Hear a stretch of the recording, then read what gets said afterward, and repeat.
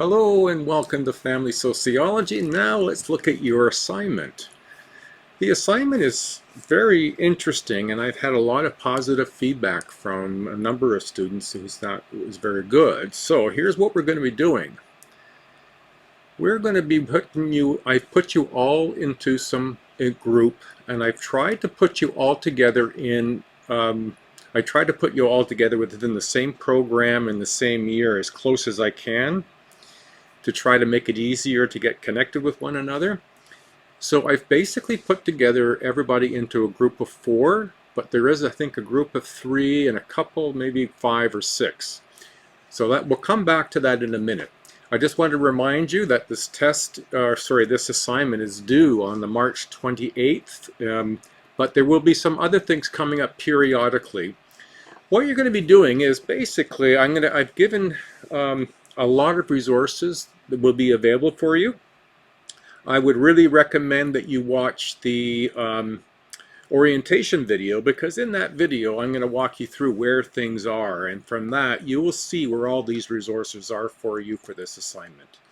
Now, when researchers study populations and looking at, say, income and levels of poverty, they do so with large numbers. And then when they divide them up into categories, particularly categories regarding income, they're called quintiles. And there are 5 quintiles. So we're going to be in number 1 quintile. So we're going to be in the lowest income in Canada. Now, each quintile is 20% of the population. And they do this to sort of demonstrate the variety of incomes, and then also their expenses. And I've provided you with all those resources to give you some insights. But what you're going to need to do is to do a little shopping, not real shopping, pretend shopping, but you're going to create menus. Each member of your team will make a 1-week menu of breakfast, lunch, and dinner.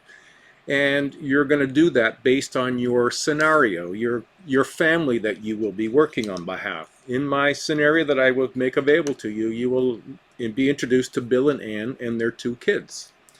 And there's a little breakdown of who they are and what their circumstance is, and you need to make a menu plan for a month. Now, if you're a group of 3, only make 3-week menu. If you're a group of 5, make a 5-week. If you're a group of 4, of course, make a 4. But if someone doesn't do their job, only do the 3. Don't add an extra one you don't need to. If they didn't do their job, they don't get credit. Okay, then you make this menu, but you must, as best as you can, do 2 things. Only go to 2 stores. Now, you can do this with coupons or the ads that come to your door as a way of shopping. That's fine, but I would really recommend, if you can, go into a grocery store and take pictures of the things that you're going to buy. I need the prices and the image. So I want to see what you paid, and I want to see what it was you bought. Now, that can be done with, like I said, flyers or apps. So what you need to do then is make those, and you need to stick as best you can to the Canada Food Guide. That's the other niggly thing. It's one thing to go to only 2 stores, because Bill and Ann don't have a car, so they can't just go anywhere they want, anytime they want. They're limited with their income.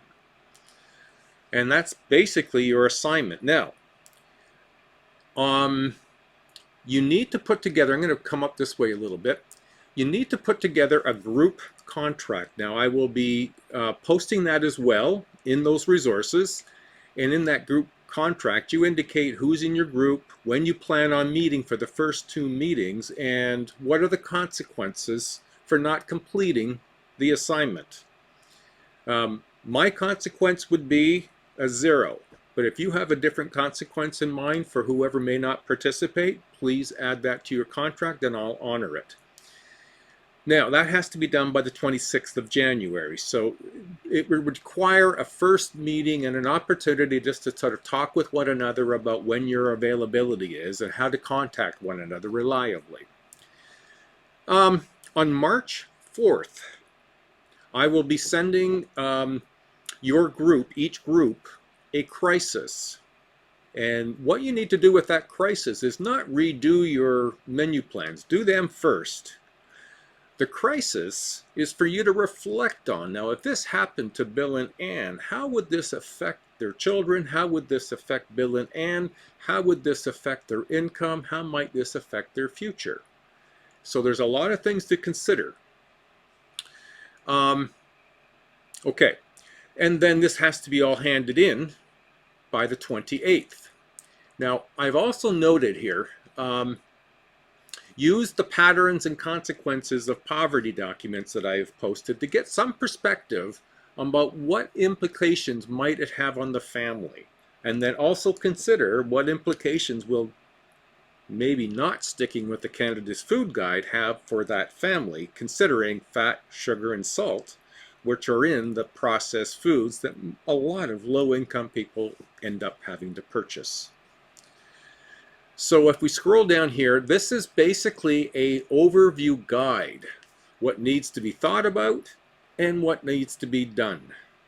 So please read this carefully, make those dates known to you, and watch the orientation video so you can see where all this stuff is and where things get posted.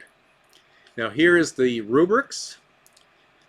Basically, either you've done things and I fit it in with these areas on each of the different areas, so all meals are nutritious. Well, of course you may not be able to do that, but they could be as nutritious as they can be, and using only 2 grocery stores and sticking to the Canada's Food Guide.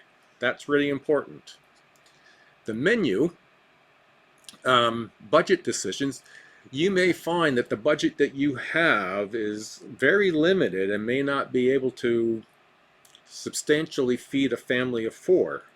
So what choices did you have to make about robbing Peter to pay Paul?